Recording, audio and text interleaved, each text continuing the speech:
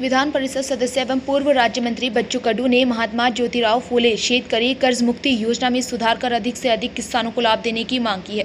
इस संबंध में उन्होंने मुख्यमंत्री देवेंद्र फडणवीस, उप मुख्यमंत्री एकनाथ शिंदे, सहकार मंत्री बाबा साहेब पाटिल और महसूल मंत्री चंद्रशेखर बावनकुले को निवेदन सौंपा। कडू ने कहा कि वर्ष 2019 में घोषित कर्ज माफी योजना के तहत पात्र होने के बावजूद अनेक किसान विभिन्न कारणों से लाभ से वंचित रह गए। अतिवृष्टि, सूखा, प्राकृतिक आपदाओं और आर्थिक कठिनाइयों के कारण कई किसानों के लिए नियमित कर्ज चुकाना संभव नहीं हो पाया। इसलिए पात्रता की शर्तों में बदलाव कर वंचित किसानों को राहत दी जानी चाहिए। उन्होंने नियमित कर्ज चुकाने वाले किसानों को मिलने वाली 50,000 रुपये की प्रोत्साहन राशि बढ़ाकर 1 लाख रुपये करने की मांग भी की। साथ ही महिला, दिव्यांग, अल्पभूधारक, भूदान धारक किसानों तथा अन्य वंचित वर्गों को भी योजना का लाभ देने की मांग की।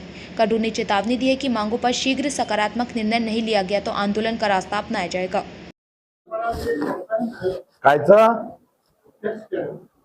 त्याच्यात कोण आवाज नाही उठवला? विनाकारण आवाज उठवते आजकाल लोक, कारण नसताना उठत होते। त्यांच्या सगळ्या 380 त्याच्यात हिंदू मुलींवर अत्याचार झाला असं सांगितलं गेलं। जे काही आहे त्याला तर चिरफाड केला पाहिजे, चौरंगा केला पाहिजे। ज्या पोट्ट्यानं हे केलं त्याचा चौकात येऊन छत्रपती शिवरायासारखा चौरंगा केला पाहिजे। पण मला असं आहे का कोणतंही प्रकरण तुम्ही धर्मावर नेऊ नका। आखरी मुलींची बदनामी होतं ना। आता अचलपुरात येताना लोक मुली पाहताना विचार करतात का बाबा हे त्याच्यात तर नाही आहे, मोठी अडचण होतं। असं होऊ नये। जे काही वक्तव्य करत असेल त्याचा आम्ही पाहतो दुष्परिणाम समाजावर, माध्यमावर पडत असेल, गावावर पडत असेल तर ते चुकीचं आहे। आता तुम्हीच सांगितलं 10 डाव का हे चूक आहे। तुम्ही आता हे चुकीचं दिसतंय का कारण नसताना आपण हिंदू मुली असं केलं तर त्याच्यामुळे बदनाम तर हिंदू मुली झाल्या ना। लक्षात घ्या ना तुम्हाला काय झालंय, तुम्ही पत्रकार, काही लोक 24 तास पत्रकारिता डोक्यात असते। थोडस त्या प्रकरणामध्ये आपण देश म्हणून पाहिलं पाहिजे, समाज म्हणून पाहिलं पाहिजे, हे पण महत्वाचं आहे ना। आता तिथं आग लावायचं तुम्ही करत असाल तर काय कसं होणार आहे? कोणी असो, नेता असो का पत्रकार असो, आग बुझण्याची वा वा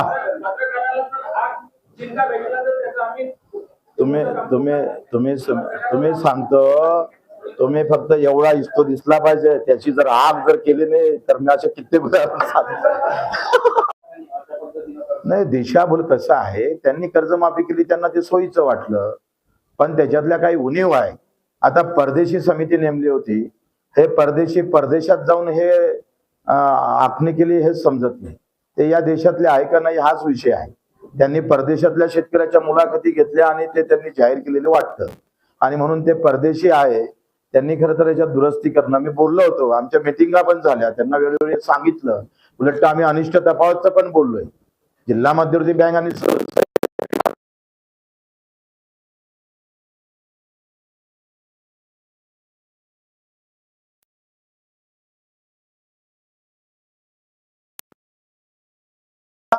तितका त्याला मान सन्मान भेटणं फार गरजेचं आहे। निवड घोषणा होऊन चालणार नाही, तर किमान त्याचे किती फायदे तुम्ही सांगा। इतक्या शर्ती अटी टाकून प्रोत्साहन निधी देतो पण 2 वर्ष भरा, हे काय प्रकार आहे? हे थांबवलं पाहिजे। तुम्ही कर्जमाफीमध्ये 50,000 देताय, ओटीएस मध्ये 50,000 देताय, म्हणजे महात्मा फुले मध्ये तुम्ही इकडे कर्जमाफीमध्ये आलेल्या शेतकऱ्याला इथं तुम्ही डावलत असाल तर चुकीचं आहे ना।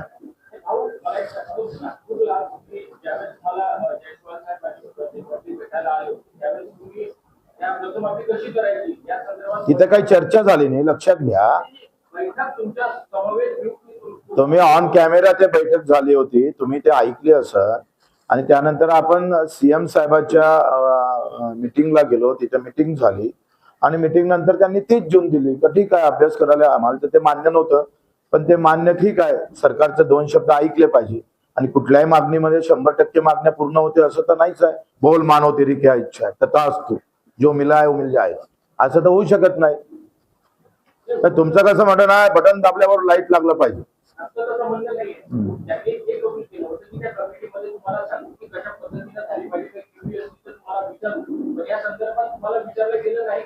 मी वारंवार परदेशी साहेबांना पत्र दिले, माझ्याजवळ पत्रव्यवहार आहे झालेला केलेला सगळ्या संदर्भातला, पण परदेशी साहेब आपल्या जोमात होते। ते परदेशी तुम्हाला नावातच परदेशी आहे राव,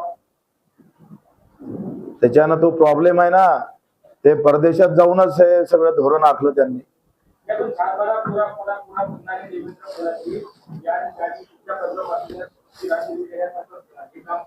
नाही नाही, असं म्हणता येणार नाही. 7-12 कोरा त्यांनी बोलले होते, त्यांनी कोरा केलाच पाहिजे, आमचाही आग्रह आहे. पण याचा अर्थ असा नाही काहीच दिलं नाही म्हणून असं म्हणता येणार नाही. आमच्याच मध्यवर्ती बँकेचे 4 वेळा कोरा कोरा म्हटला म्हणूनच तर आम्ही आंदोलन केलं ना. नाही नाही, असं असं म्हणत नाही.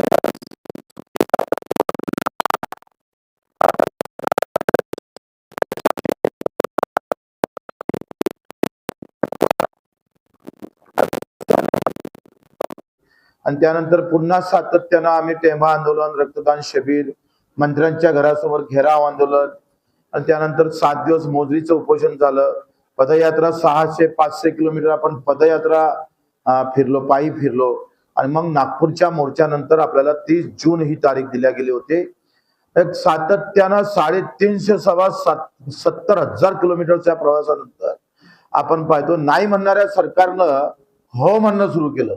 आणि निवड होच म्हटलं नाही तर आम्ही राजूजी शेट्टी, नवले साहेब, तुमचे वामनरावजी चटप, तुपकर आणि महादेवराव जानकर हे सगळे लोक एकत्रित होऊन त्यांनी ते 30 जूनची तारीख दिलेली होती. आणि त्या 30 जूनच्या तारखेमध्ये आम्हाला आश्वासन दिलं होतं की आपण कर्जमुक्ती करू. पण खरं तर हा सगळ्या शेतकऱ्यांच्या कार्यकर्त्याच्या लढ्यामुळे ते शक्य झालं. 2029 ला कदाचित ते कर्जमाफी न भेटणारी आम्ही ते मिळवून दिले लोकांना, शेतकऱ्यांना. आणि अशा अवस्थेत ही कर्जमाफी जाहीर केल्यानंतर काही चर्चा समाज माध्यमातून, मीडियातून आम्हाला पाहायला भेटल्या. त्यातल्या काही त्रुट्या निश्चित आहे. मी पहिले तर देवाभाऊचं, खास करून एकनाथजी शिंदे साहेबांचं, अजितदादा जरी नसले पण त्यांचं पण आभार ऋण व्यक्त करतो आणि त्यांना धन्यवाद पण देतो. एकाएका स्वागत करत असताना काही गोष्टी फार महत्वाच्या आहेत. काय झालं का महात्मा ज्योतिबा फुले ही कर्जमुक्ती योजना जी आहे त्यामध्ये 15 ते 19 वाला जो शेतकरी आहे तो तिथे घेतला होता. पण 2015 ते 2019 पर्यंत म्हणजे एकूण आपण पाहतो का महात्मा ज्योतिबा फुले मध्ये फक्त 4 वर्षाचे शेतकरी लाभार्थी घेतले होते. 4 वर्षाचे. शिवाजी महाराज मध्ये 7 वर्षाचे घेतले. आणि आता पुण्यश्लोक अहिल्यादेवी होळकरांच्या नावानं जी काही योजना आहे हे 6 वर्षाची आहे. महात्मा फुले ही 4 वर्षाची होती, 15 आणि 19 पर्यंत. याच्यात काय झालं का नेमकं ओटीएस केलं नाही. काय झालंय का 2 लाख पर्यंतच कर्ज माफ केलं आणि 2 लाखाच्या वर ते 1 रुपया जरी असेल तर ते माफ होणार नाही. ओटीएस नसल्यामुळे काय झालं का ते अडचण आली. आणि ज्याच्याकडे 1.5 लाख 2.5 लाख होते, ज्याच्याकडे 3 लाख होते, तो 1 लाख भरून 2 लाख माफ झाले असते. ते महात्मा ज्योतिबा फुले नसल्यामुळं तो कर्जबाराची संख्या आहे लाभार्थ्याची ती तशीच राहिली. कारण तिथं काही ओटीएसचा चान्सच नव्हता. आणि त्याच्यामुळं आता जे ओरड होत आहे का 2019च्या आतली म्हणजे महात्मा फुले मधले जे थकीत कर्जदार आहे किंवा ज्यांना कर्ज माफ झालं ते पुन्हा जर थकीत झालं 21-22 मध्ये, म्हणजे 19 मध्ये माफ झालं महात्मा फुले मध्ये, पण 21-22 मध्ये पुन्हा थकीत झालं तर सरकारनं फक्त त्याला 50,000 दिलेले आहे आणि ते ओटीएस केलेलं आहे. म्हणजे याच्यात अधिक निवळ 50,000 दिले का तर बिलकुल नाही, ते ओटीएस केलेले आहे. आणि ओटीएस केल्यामुळे काय झालं तर 50,000 आणि कर्ज आहे 2 लाख, कर्ज आहे 4 लाख. म्हणजे लोकांना असं वाटतं का हे बँकेच्या वसुलीसाठी आहे. अगदी बरोबर आहे. मला असं वाटतं का याच्यामध्ये दुरुस्त करणं फार गरजेचं आहे. कारण 2019चा जो कर्जदार होता तो माफ जरी झाला असेल तर 19 ते 25च्या काळात कोरोना आला, दुष्काळ आली, संकट आली शेतकऱ्यावर. आणि या कोरोनाचा काळ 3 वर्ष होता. म्हणजे 19 आपण जर पाहिलं 19 ते 25च्या काळातला काळ पूर्ण भारत देशासाठी अतिशय आव्हानात्मक होता. त्याच्यामुळे मुख्यमंत्री महोदयांना आम्ही विनंती करणार आहोत का महात्मा ज्योतिबा फुले मध्ये ज्यांना माफी झाली ते आता पुन्हा थकीत राहिले असेल तर त्यांना सुद्धा 1 ते 1.5 लाख रुपये, 2 लाख रुपये याचप्रमाणे कर्जमाफी करावी. त्यांना कर्जमाफीमध्ये घ्यावं आणि जे पूर्ण 4 लाख रुपये असेल जे ओटीएस मध्ये आले नाही महात्मा फुले मध्ये त्यांना सुद्धा घेतलं पाहिजे.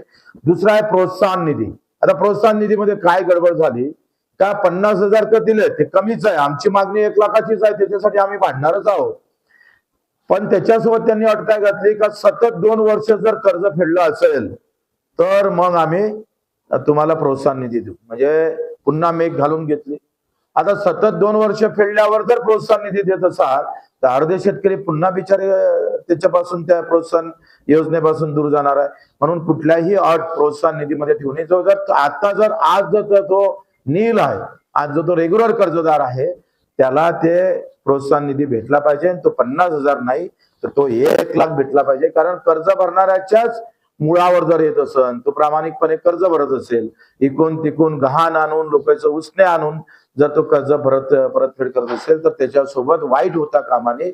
मी तर समोर जाऊन पलीकडे मागणी करतो आहे का आता तर 1 लाख रुपये तुम्ही द्याच, पण दरवर्षी जेथपर्यंत आम्हाला हमी भाव भेटत नाही, आमच्या शेतीमालाला जेथपर्यंत हमी भाव भेटत नाही, हमी भावात पूर्ण खरेदी होत नाही, तोपर्यंत जो रेग्युलर कर्जदार आहे त्याला 50,000 दरवर्षी त्याला आम्ही पाहतो योजना दिली पाहिजे. 15 ते 20 ते 25,000पर्यंत आपण त्याला दिलं पाहिजे. जशी आपण व्याज माफी देतो त्याला मुद्दलमध्ये सुद्धा सरकार आम्ही मागणी करतो आहे.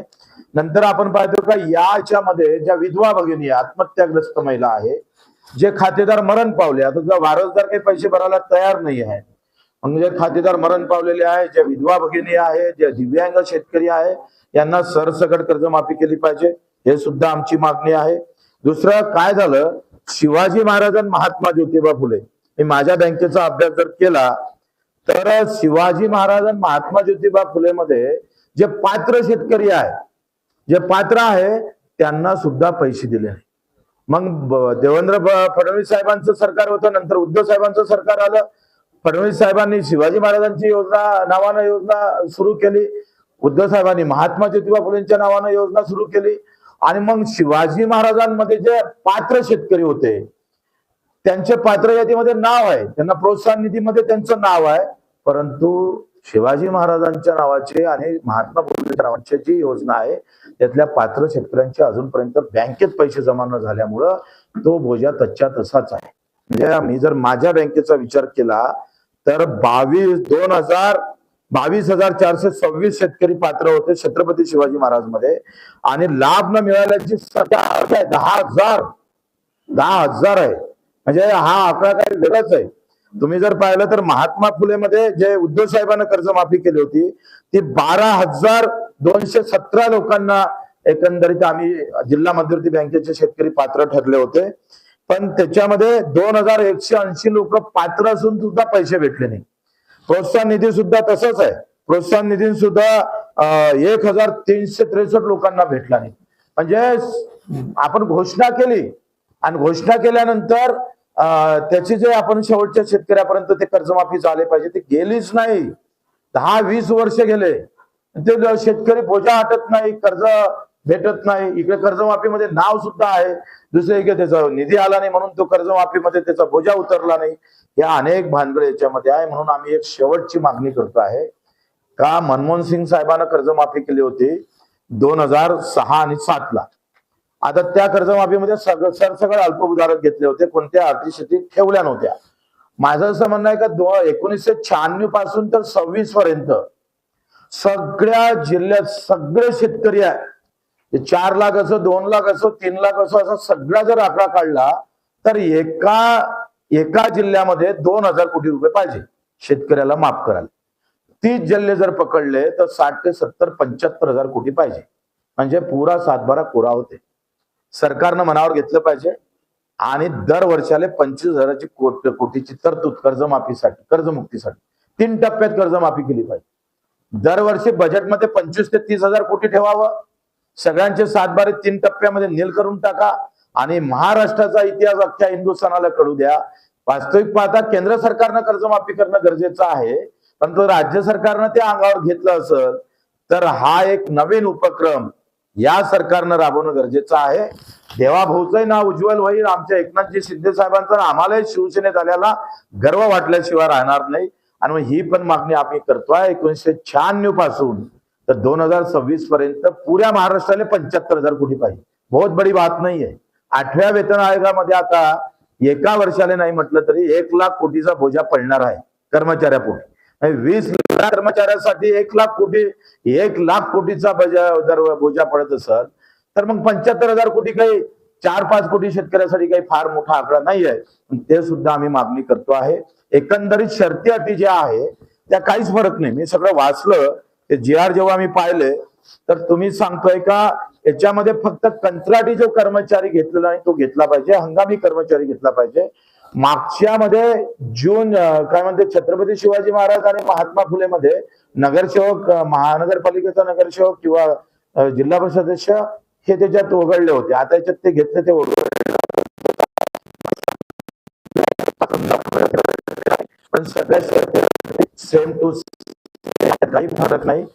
थोडक्यात करताना